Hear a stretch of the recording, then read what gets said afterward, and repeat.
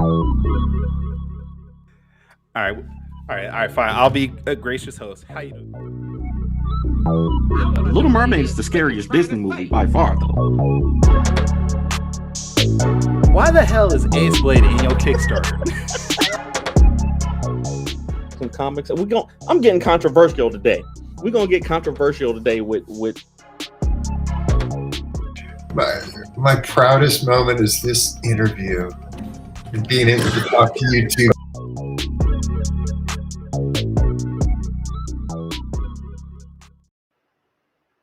Ladies and gentlemen, boys and girls, children of all ages, Taurus Comics in collaboration with, I guess not Visually Taurus, Stoked Media. Visually Stoked Media. All Hey, right, let's Visually do Stoked it. Media respectfully brings to you the 130th episode of the Four Tales podcast. I am your Thanks, host, bro. Kyron Silva. Across the way is the visionary behind Heat, the most skilled in artist and storytelling, Javon Stokes. And together we are your two blurred comic creators here to help you find your next favorite comic. We are live on the Age of Geekdom network via Facebook, Twitter, Twitch, and YouTube. So if you're listening and watching us live, thank you for your support. But don't forget to like, subscribe, share, and review this podcast because all your positive reviews and interactions help us reach a bigger audience. And like we said, no Danny today. We got Javon Stokes from Visually Stoked Media. Thank you for stepping in. How you doing? No problem, man. I appreciate it. You know, one good black man is good as another. So you know, we just shuffle around. We all look alike. I feel like though, with you being on, I can actually talk about wrestling. We can. We can't. Like We absolutely can. We absolutely can. I might know more than you though. Oh, I'm sure you do, because there was a huge gap of time I did not watch wrestling at all. I wanna- had a gap. I had a gap of time, but it wasn't huge. It wasn't that big. I mean, I like peak. I've always like peaked my head, and even now, like I rarely watch the shows live. Yeah. It's always like DVR'd, and then like I just fast forward through matches. I don't care. Like I don't, who's that? I don't care. Raw is like 3 hours long, dude. I cannot sit there for 3 hours. I never understood why Raw is 3 hours long. I don't get it by 10 either. o'clock, I'm like, all right, I'm done. Let's just do the main event and let's get going. This is too much for me.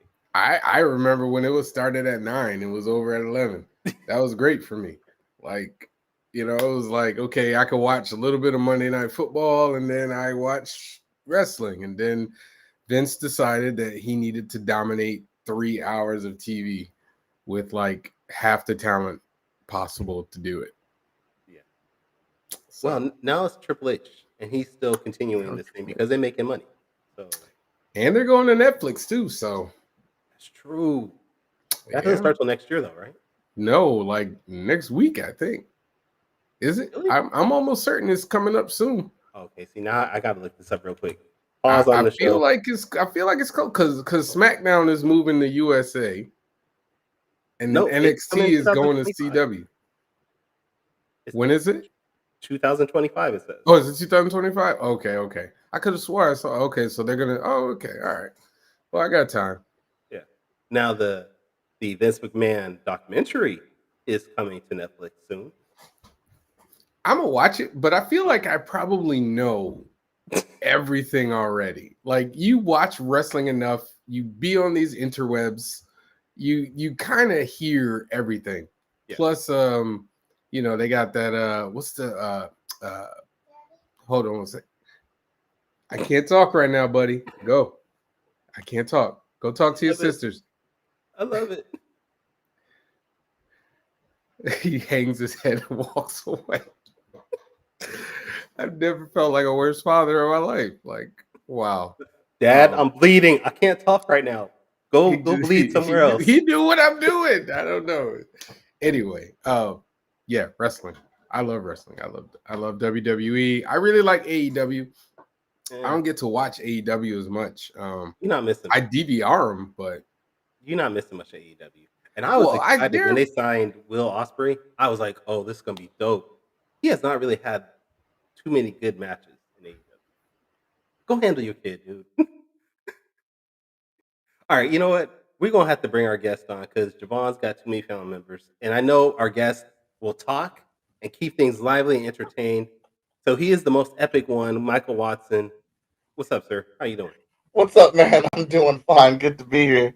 Good. How is your wrestling knowledge? I'm a '90s kid. I'm not too up and up on the new stuff. The only thing that's been keeping my attention, and I've been watching it and following it through TikTok, is the Rhea Rhea. Ripley, Rhea Yeah. Ripley, and I've been Her waiting name for is her to get Mommy. her Her mommy. name I've been is waiting Mommy. for her to get revenge. So I've seen some of that. Uh, I'm just a fan of her, and yeah, Yeah, I think we're I most of us miss are who are fans you a of fan of? Mommy. mommy Rhea Ripley. Rhea Ripley, the real heel in this storyline. She's got every right. She's got every right. But you know what though? That has been one of the best storylines they've had in years. And Dominic Mysterio is the best heel they've had in decades. Absolutely. And it's a comical heel because Yeah. he's not good in the ring. He's barely good on the mic. He's But okay in the ring. I He's mean, not his dad. That's the oh problem. God, Everyone judges him against his dad. Mhm. I'm not going to judge him against his dad because his dad's a Hall of Famer. Honest, for me, if his dad was 6'1", he'd be a top 5, top 3 wrestler of all time. But if you go watch Dominic's matches and they're like, all right, he's got some skill. He's not going to blow you away in a match. Anyways, pause. Um, but but he, I feel like if his last name was not Mysterio, he'd still be in NXT. No, he would have been in NXT for real. Like he skipped that. But like you said, he's probably one of the best. He's probably I'm trying to think of the heels on the roster right now. And I mean just no like one gets straight heel. Yeah, no one gets a reaction. He's the only man I've ever seen turn heel while being heel.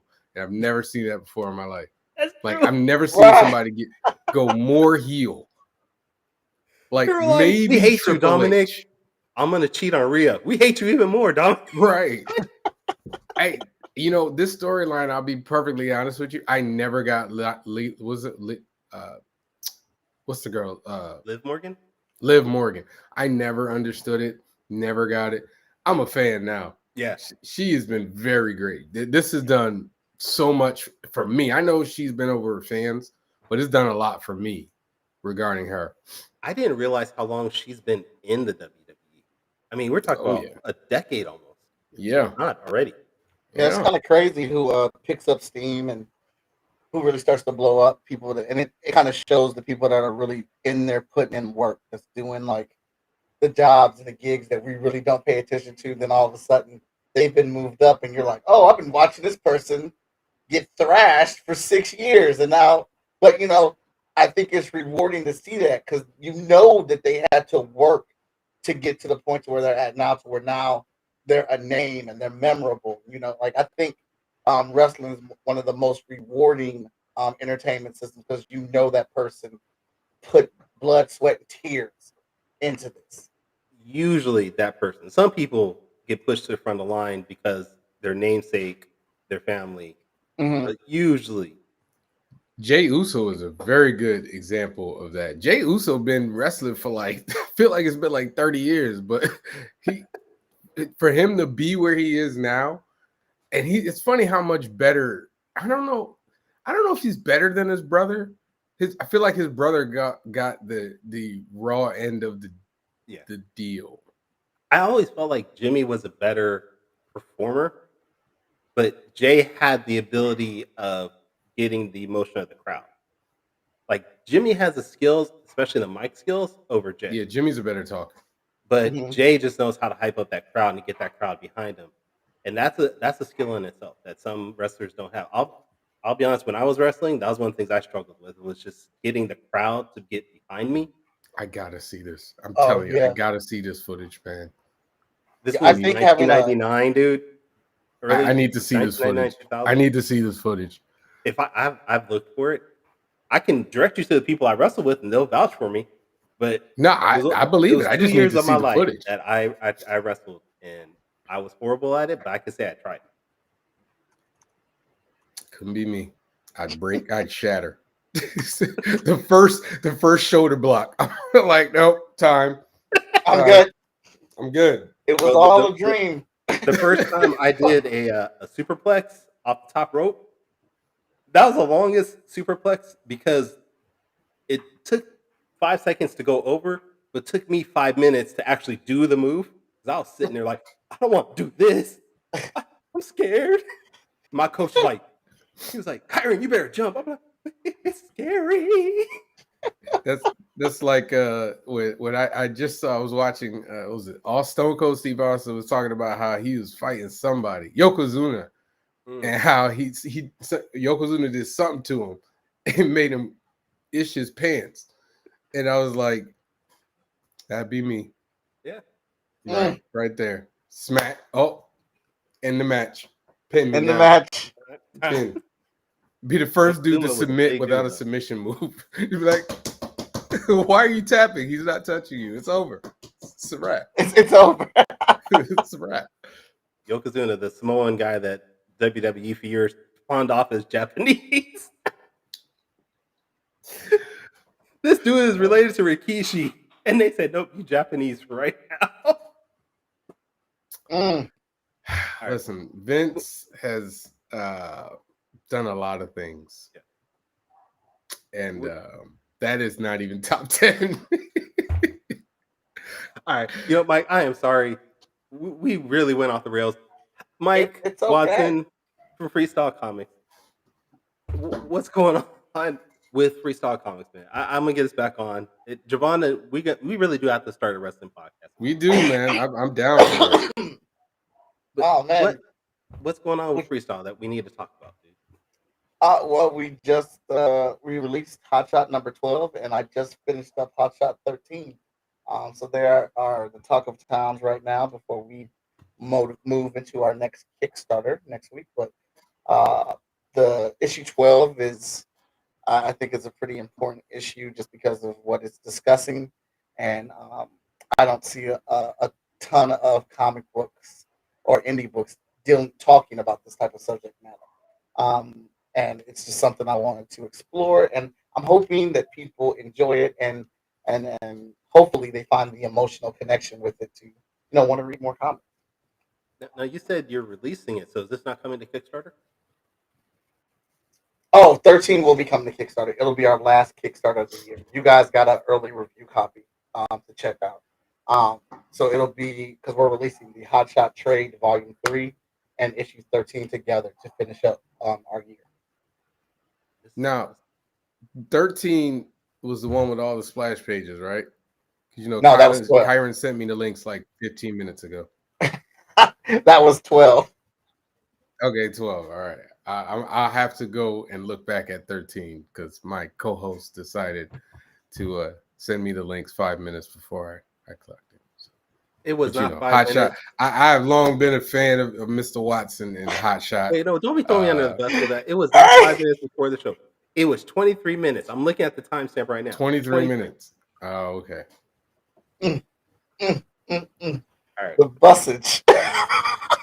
The bus. I love that. I'm stealing it. The busage. You will hear that on Top 5 Live. This awesome. Probably very soon. As much as it happens on that show. Oh God, I love it. So okay, let's talk about 12 because that's the one that you sent us that was done. Mm-hmm. And you and I talked about this before the show, and you've mentioned this a few times while you're even drawing it, that 12 was an emotional ride for you. Yes. This is very personal to you. This talks about things that you actually experienced in your life. Can you elaborate on that just for our audience? Yeah, so this is a conversation I had with my mother and my sister asking if it was okay for me to put the story in comic book format. But my my late stepfather put his hands on my mother when I was little a lot. And it happened on a regular basis, and it was something that I didn't do anything about because I was scared and I was a kid, and I've never forgiven myself for that. I feel like to this very day, I felt my mom. And when I started writing Hotshot again, I needed something that was blocking Hotshot's powers. I've always said that he has a block. There's a mental block there that's keeping his powers from being full blown, but I used to say it's because he got his powers at a young age, so he doesn't know how to use them. But that's lame. We needed something more grounded and more serious that could really speak on trauma and experience. And my sister had invited me to my nephew's birthday party, and I was like, "Yeah, yeah, we'll be there. That's what's up. We're coming." And she was telling me what was going on there, and then she was like, "All right, well, could I see you at the party?" And then I heard her husband on the phone talking to her. I was like, "Did you tell Michael that he's gonna be there?" And she was like, "Oh shoot, no, I did not. My my dad's gonna be there, so I don't know if that's gonna be okay with you or not." I'm like, "No, it's fine. It's cool." I immediately called my mother. So what the what is he doing in Columbus? And she was like, "Oh, he lives down there." I was like, "Oh, that's you didn't think you should tell me that? I could have randomly ran into this dude or been flipping out thinking I'm seeing something that I don't know, man. I just think you should have Bring the I should elbow. think you should have told me." She was like, "Boy, you fine. You are fine. But he lives down there now, so now you know." I was like, "Thanks." Thank you. Now, Eh, that's how it is sometimes. But I went to the party and I had a terrible sense of fear. And I got there and I saw him and I did not move away from my family. I pulled them everywhere I went. I did not want him to talk to them. I did not want him to look at them. I did not want him to see my kids or see my wife. And it's all I could think about. And I wanted to go over and hurt him, but I was like, this is my sister. This is my nephew's birthday party. This is their family. I can't right. cause a scene. And I was I was destroying myself in my head because I was telling myself, you need to go over and wreck this dude. You need to go fuck him up now. Like you and like I was and finally I just told my sister's husband, like, we're leaving. Like I can't. I can't be here right now. And we left. And I called my mom and I talked to her about it. And we had a very long conversation on it. And it made me think of Hotshot and writing the story about it. And I was like, oh shoot, like that fear that I felt, that angst that I was feeling, that could be the thing that's holding Hotshot back. That could be the thing that's in his head as trauma. And we have to, and he has to face, um, feel if he really is a hero, because that's the question that he's going to be asking himself. Or that's the question that we're asking. Like, are you a hero because you had the opportunity to save someone without power and you didn't, and now you're out here posterizing saving people with power? Um, and how is he going to become that? Hey, that's deep, man. I mean, I think you were on Top Five Live. We talked about this before, and I told you how much I related because I was in pretty much the same one, but I was older, Mhm. and I had a steel bat. So yeah, I know exactly that feeling where you're just like, I might have to put hands on the dude. So I totally get it, and the fact that you were able to like funnel that and channel it into your creative into a creative space, do you feel that it has allowed you a margin of uh, uh, closure, or is it still something that kind of sits in your throat? It is still something that sits with me. I'm never going to forgive myself for it. I've talked to my mom about it and things. I just won't. But it is drawing this issue has become it was a very therapeutic experience for me, drawing these pages and getting to tell this story. There were some pages like after I drew them, I had to walk away and like couldn't come back to the book for a couple of days or whatnot. Lori Foster was inking pages, and she messaged me. She was like, "Dude, I don't know if I should clap for you because these pages are so good, or if I should come hug you because these pages are so intense." And but it has given me some sense of closure with the situation and being able to work it out through comic pages. I can understand that. I mean, that the pages that you sent us, the previews, that there is raw emotion in almost every panel. Just raw energy, raw hurt. Um, I mean, was this planned? I mean, you've been making Hotshot for years. Was this planned from the beginning to maybe do this issue? And did you wait to issue 12 for a certain reason? Or did you just say, you know what, this is just time for me to end this in part of my life? No, this is absolutely not planned. We do have Hotshot planned for several issues, and we've kind of modified that plan as we've gone along through issues or whatnot. But this arc was a completely new arc, and it kind of sprung up from issue 6 and 7, no 7 and 8. We had Carrie Kelly guest right on there, and his issues are super fun. Lots of action and adventure. But when we read all the issues together, they didn't feel like they came from the first 6 issues, because there was no after effect from those first 6 issues in 6 and 7. They're like a completely new adventure. So when you read them all together, they feel a little disjointed. And Hotshot is way too comfortable with his powers in those issues. So I said, because it was my fault, because I'm the editor over the book at the time, and I was like, so Carrie, I know you got an issue 9 you want to do, but I'm going to do issue 9 because it was my mistake in not making sure we kept some of these things that we needed from those first 6 issues in this. So I'm going to add those into issue 9 to get us back to a rounder plate, and then we'll pick up with your story. And then I wrote issue 9, and I really liked it and enjoyed it, and I kept writing. So I was like, well, and Carrie was cool with it. There was no hard feelings or anything like that.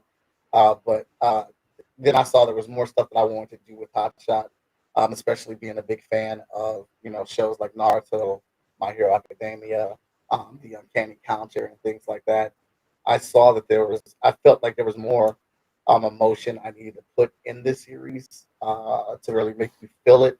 So when Hotshot does get on this, does win, the win feels bigger because he's gone through a much tougher game. Now, like you, as Kyron said, you got 12 issues, man. That's impressive. I mean, I don't know how much viewers understand how big a deal that is for a Black indie creator to have 12 issues of a book. Mhm. Like, first, I want to applaud you, but yeah, no, I mean, listen. It's funny because I just did the math on my books, and I've done about 11 issues worth of story, but it's not 11 issues. Mhm. But for you to be able to be like, you're gonna have 2 trades worth, or really, if you want to do it, or 1 omnibus, Yeah. if you want. But it's an achievement that I want to give you your flowers on. And But also, let's not also forget he also has books for Vigilance, Heroes International, uh, Emerald listen, Quest. we gonna give Mike all his flowers. We got a whole show to do.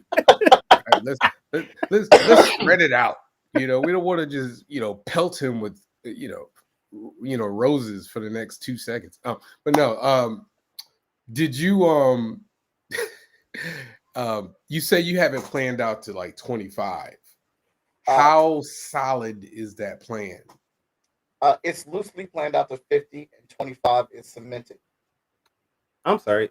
Can we go back? You said is Lucy planned out till 50? Yeah. Really? Mhm.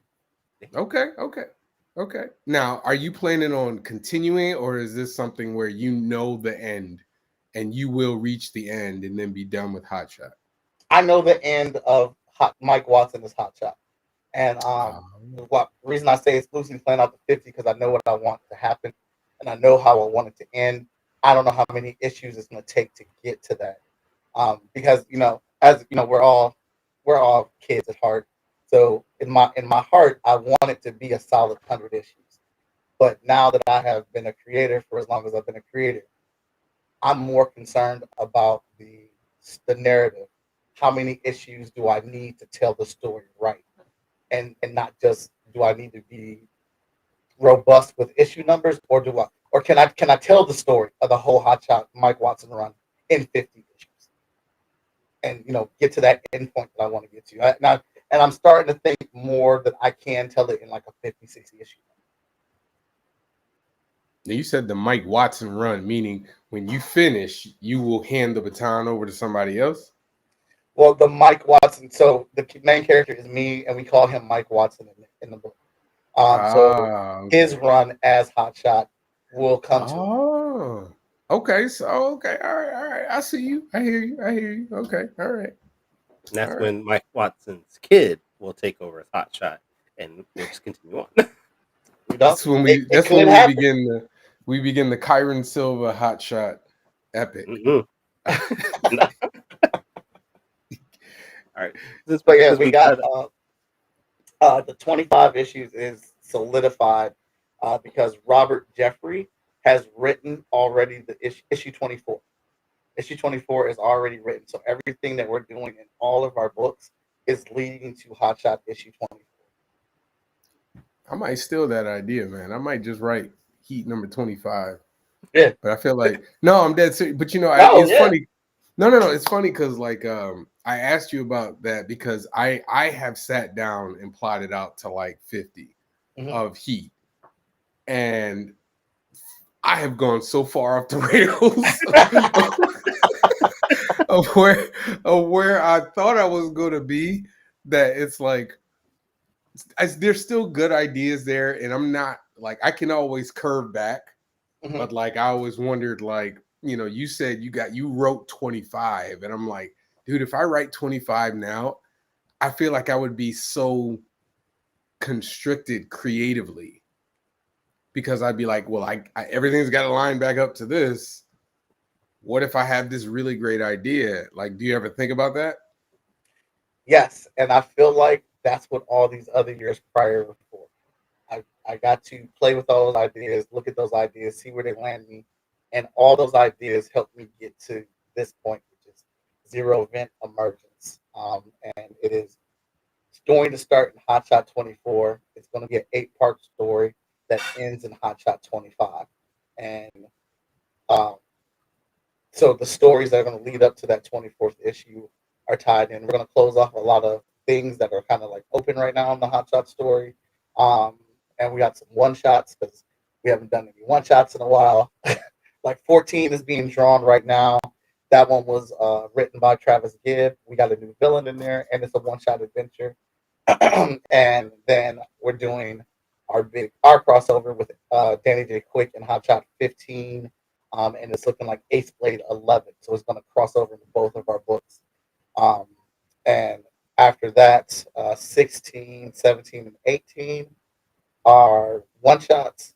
And then I have one last big arc involving Carla and Mike before we go to Hotshot 24. Wow.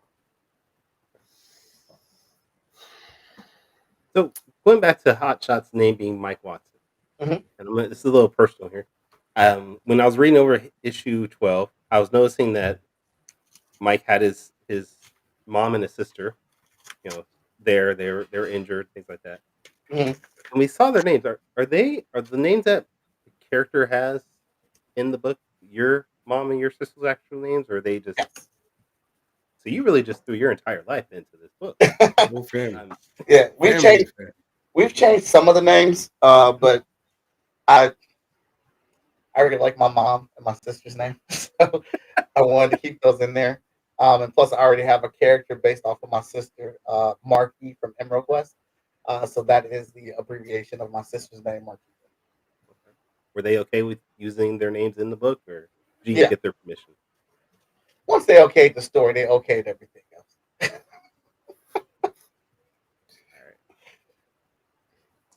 So let's go back real quick. I'm gonna ignore the fact that you did a crossover with Danny before you did one with Heat. I didn't want to get this. I didn't want to be the only person that was mad Heat, about it. Hotshot, it's like right there, writes itself. But anyway,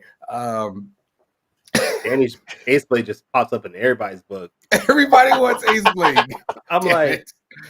next thing you know, Scott Snyder is gonna be drawing absolute Ace Blade. I bet. Absolutely. You know what's funny? I sold one of Danny's books because me and Roland was sitting right next to we were sharing the table at Dragon Con, Mhm. and like somebody was like, "What's it's?"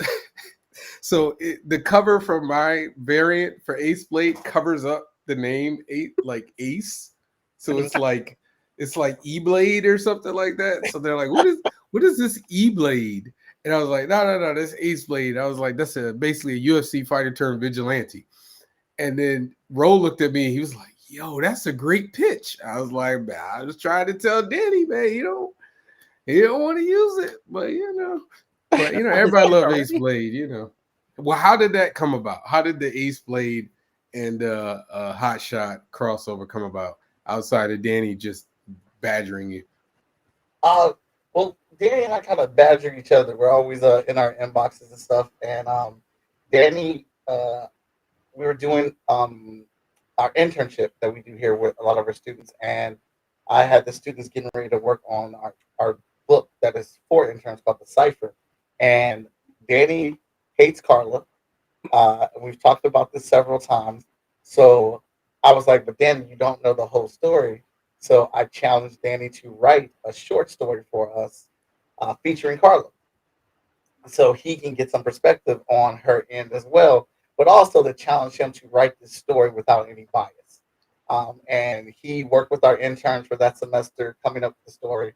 I gave him the plot and where we needed the story to be at to line up for other things. And he really knocked it out the park. The interns really enjoyed the story. It came out well. I really enjoyed where he went with it.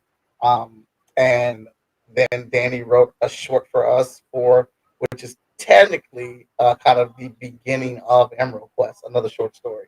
And that went well again. And amongst this time of Danny writing these two stories, I've had to give him information in regards to things. And it just made us talk more about like how we could mingle Ace Blade into this.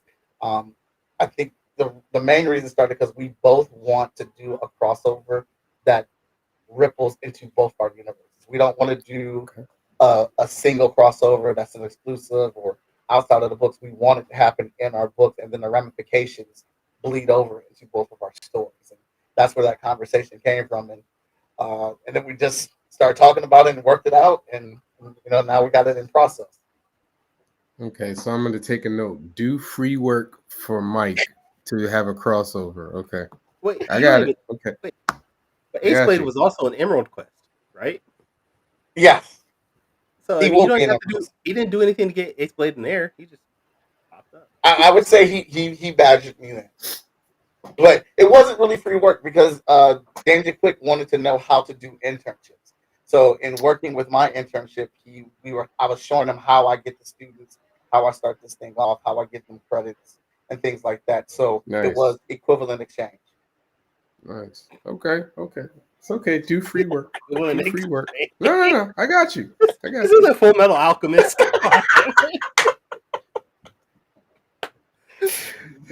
I was like, because I was at FSK Con. Was it last year? God, last year, and I was like, and then I didn't know about the crossover until he did the big show, and I was like, he is right there. I was going to stand up in the middle of it, be like, hey, right here. What are you doing? I feel like man, but it's a great story. The imagery was really cool, man. I'm really happy for you guys. Thank you. So what's after 12? There's ramifications of everything that's going on with Hotshot. Mm-hmm. What can we expect in 13? 13, and I don't want to say this like I'm trying to toot a horn or anything, but I think 13 is the best issue that we're going to do.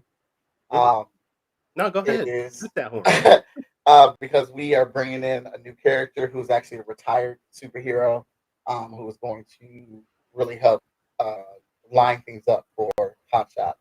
Hotshot has to deal with the ramifications of what happened in issue 12 because he beat the litty-livered dog out of this man, and he brings him to an EHD facility to save his life, because in the book he was possessed by darkness.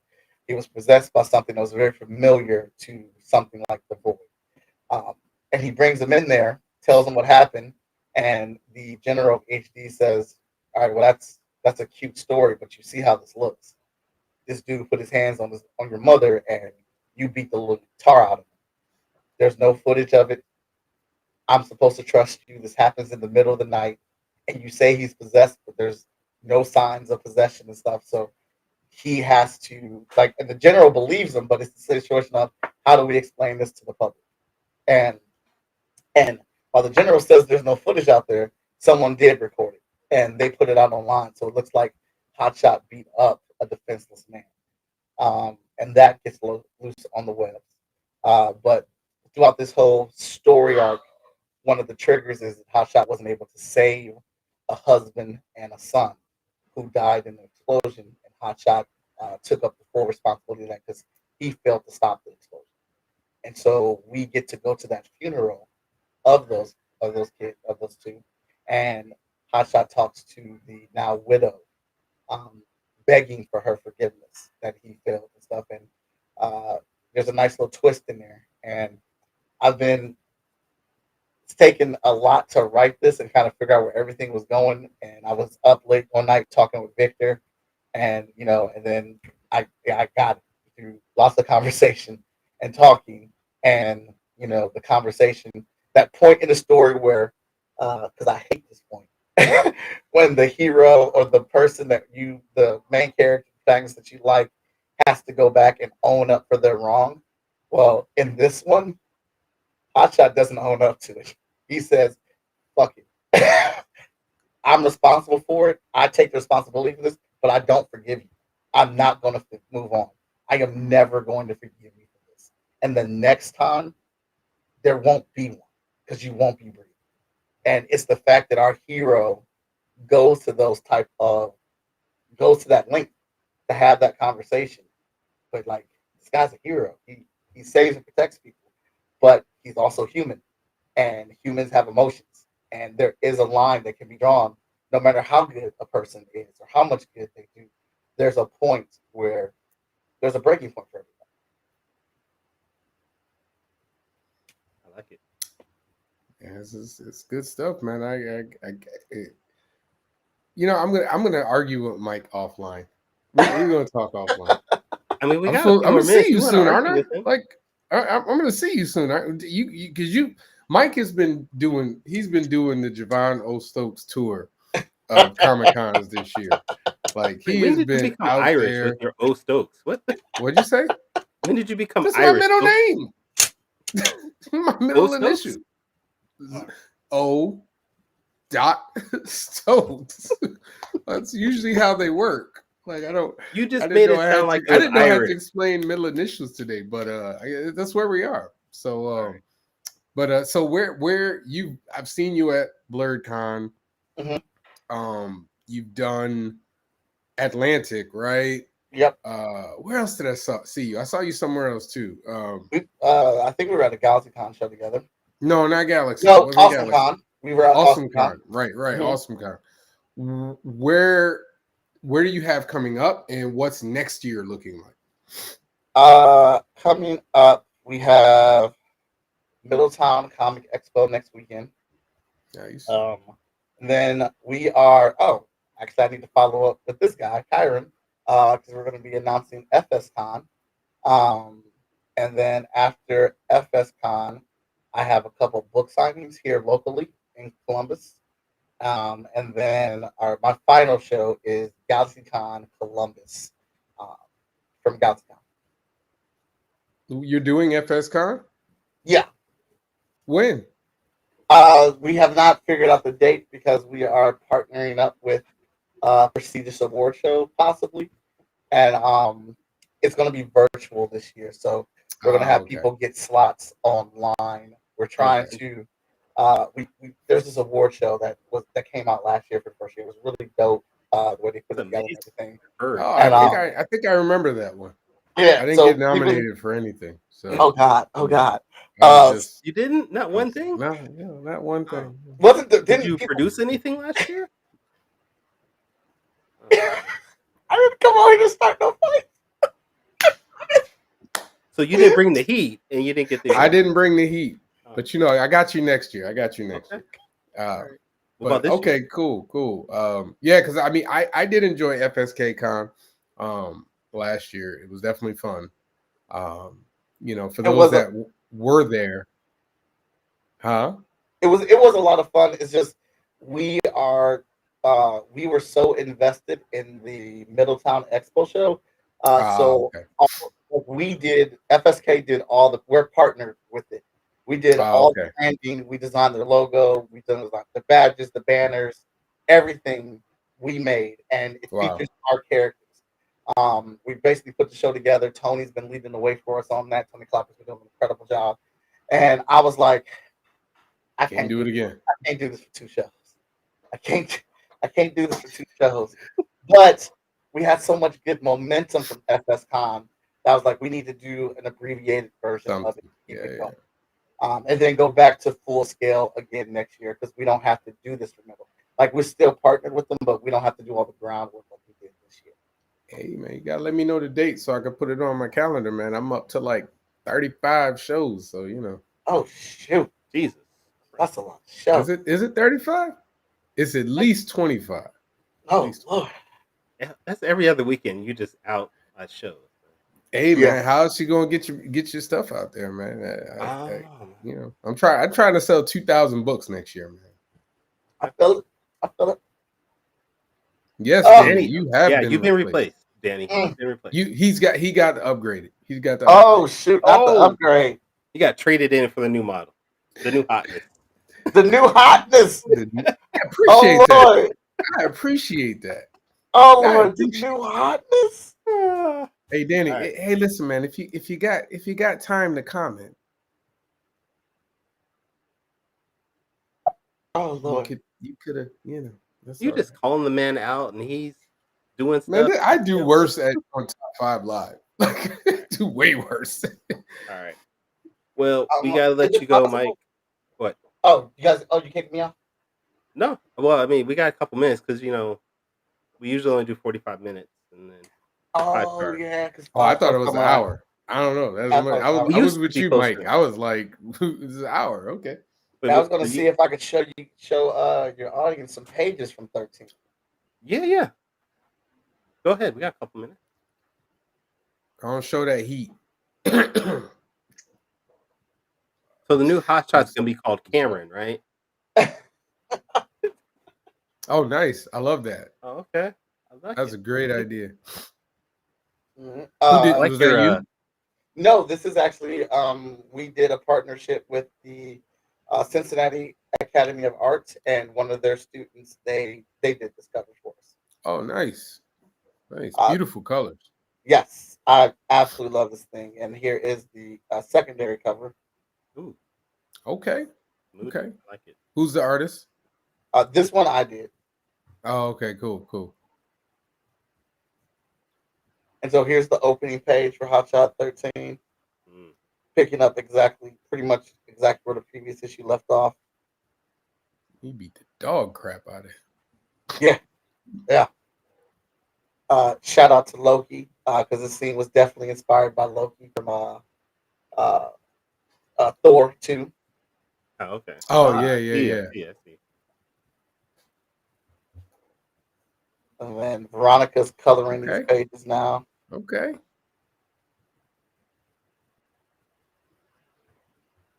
Yeah, I feel like issue 3 really slows everything down, allows you just to take a breath.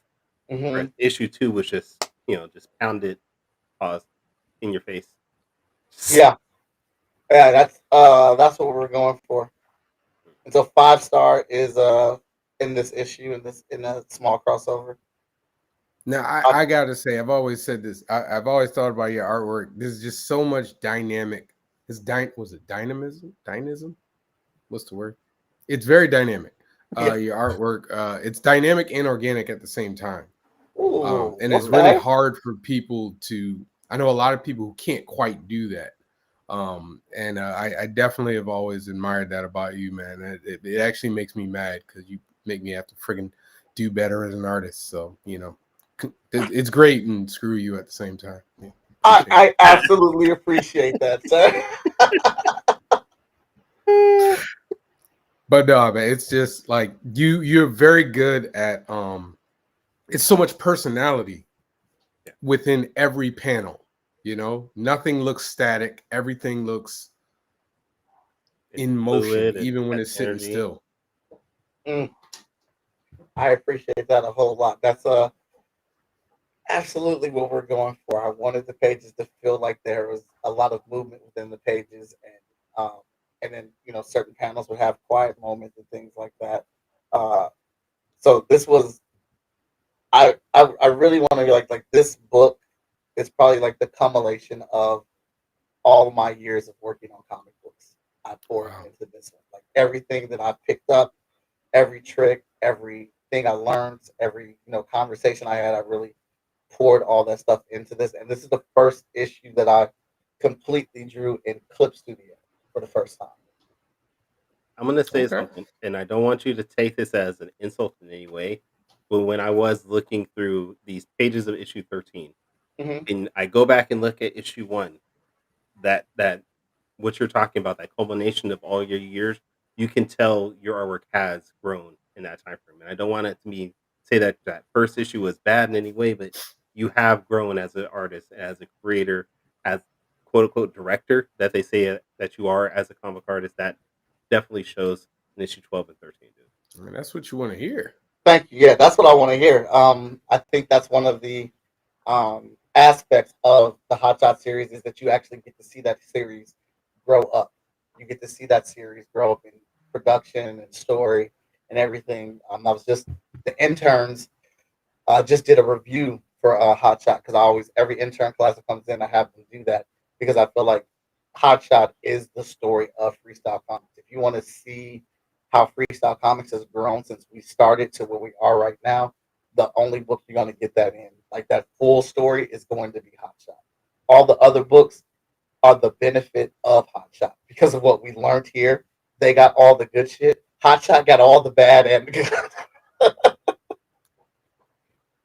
This is like my favorite page in issue 13. I got one other page that's my favorite, but I absolutely love this one. Yeah, And I love the umbrellas. That's a good touch. The emotion in that, you could just tell that this is that somber page, that somber moment that you really needed in the book. dude, it was so much fun to draw. I will tell you, if anybody's out there thinking about drawing in Clip Studio, just go ahead and do it. Is it that good? I'm because you and I have talked a lot about Mhm. drawing digitally and drawing traditionally. Yeah. And I'm still kind of on the fence. I have decided that my next book, Strong #1, will be fully digital. I just haven't decided which program to use. So it's interesting to hear about Clip Studio and its effectiveness. Clip Studio is incredible. Yeah. I'm I I'm agree. going to be all aboard for it, and I'm on the cusp of Clip Studio. You know what I'm saying? The cusp. Really, Yeah. So yeah, I'm gonna stop right there because I just love this issue so much. that's a great page right there. This is amazing artwork, man. Thank And you. again, screw you for making me have to work harder. Like I kind of want to hang out with my kids, but Oh shoot. Mike Watson has to be really good, so I gotta work. So thanks, man. Well, Appreciate it. I, You ruined my house. You ruined my household. well, I will say Appreciate you. all of you have ruined me because I watch and see all the stuff that you guys are doing, all the books you guys are putting out, the shows that you're hitting, and the numbers you're moving, and it just makes me just sit in the basement and work hard. Hey man, that's what we're all here for, man. I really do. I appreciate you, Kyron, as well. Kyron is an amazing artist. He doesn't want to work with me because he thinks I hate black people for some reason. Oh wow! Oh wow! All right. Honestly, it's Friday. I'm having a good time. Okay. I need to do a tangent on this because this has been bugging me for a minute. Give me a second here, and I need to highlight Mike real quick, and I'm gonna get rid of the chat 'cause I want to see something. Yep, that is. All right. I knew that was the two posters right behind you, Uh, the Korra and the Aang. That's yeah, by Edwin Wong. I yeah. was, I was like, that's my boy. I Hey, got dude, I got he's the dope. Chun-Li version of the Korra Yeah. right next to me right now. Oh God, he's dope. Yeah. I love him. When I go to shows, there's one artist that I buy prints from, and that show it was him. He is Yeah. fantastic.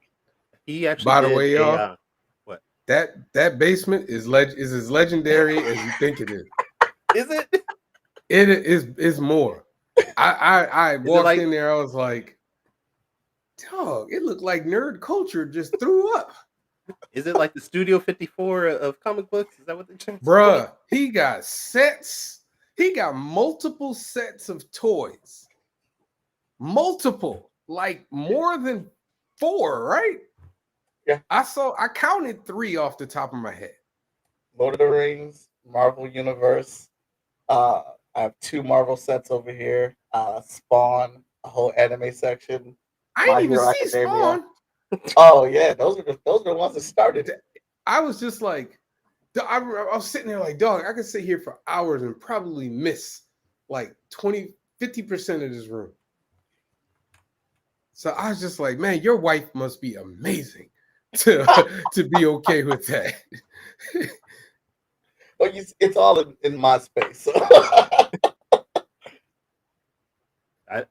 Mike, I just sent you a Copic or image that Mhm. Evan Wong did for me of Saw, just Oh, using pencils and Copics a couple years ago. What's his name? Edwin Wong. He's done stuff for I wonder if I Marvel. met him. If you got to any anime conventions, Is he- probably. yeah, dude, he's sick. He used to draw one of my favorite books called Skull Kickers from Image Comics. That book was just crazy funny and ridiculous, and he's like Joe Mad in that anime style. He's a Yeah, lot like Joe Mad. yeah. There's a But lot that he does that's really subtle. That's just elegant, and a lot of people miss it. Like the general fan base really don't see it, but like you look at this, you can get lost in his work and just see all the little nuances and subtleties that he puts into it, and his Mhm. perspective shit is just off the map. yeah, I got like a whole corner of just stuff he's done for me. I'm like, all right, we're over time. I think 5 Star is going to start soon. Um, That's right. I don't know what. Okay, this is all messing me up because usually we do quick takes, and now I'm just messed Mhm. up. Since Dan's not here, we can't do quick takes, so we're just gonna go to the end. Stop it, Mike. What? Stop typing in the stuff. I hate you have control. It throws I'm me sitting off here like, why is he yelling at the guest? because he's doing stuff behind. Because he has the same controls I do. Because this is his. He's Agent of Geekdom, so He he's said, Ah, "Stop it!" I got scolded on the stream, y'all. I literally yelled at his guest. I've never seen and that he's before doing in stuff my life. behind the scenes. I'm like, why is that doing that? It's because of him. All right, Mike. So I see you put in fsknow.com. Is that where people can check you out in the future? It is, but I saved the last thing you was gonna say. I can put in the follow me link for our new Kickstarter that'll be launching next week. Okay. You have control issues, Mike. I have control issues just in general. I really do. I love it. This man scolded me. I love right. it so. Javon, thank you for being a guest host. Would love to have you on again as a guest and as a host. But where Hey, can listen, people check you out? I got wow, that was bad. That was really bad. Visuallystoked.com is where you can find all my stuff. Right now, you can pre-order Heat number 3. It is almost done. I'm literally have one page to do, and I got another. I have another big project that I'm about to announce within like maybe a month. As soon as I get through, and as always, you can find me at a con. I'll be at Granite State Comic Con in New Hampshire in 2 weeks. And then I think I'm at KidsCon in November.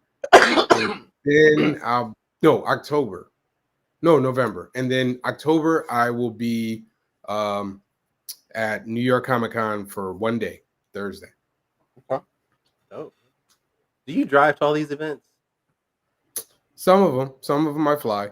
I flew to Dragon Con and like New Orleans, Orlando, and Heroes Con I flew. But the rest I drive, man.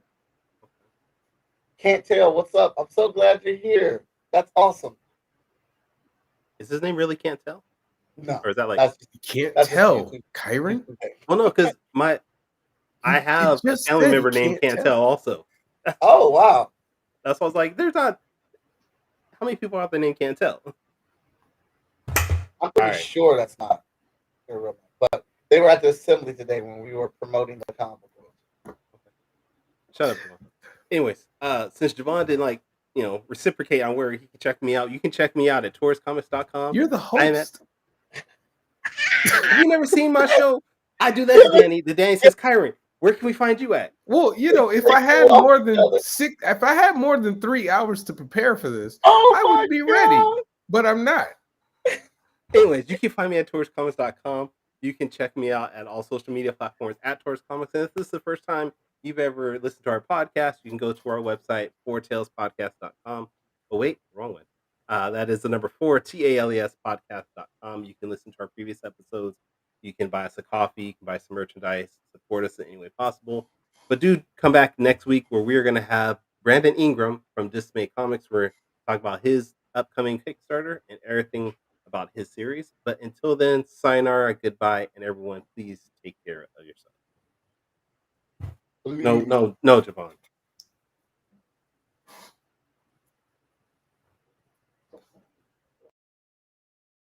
I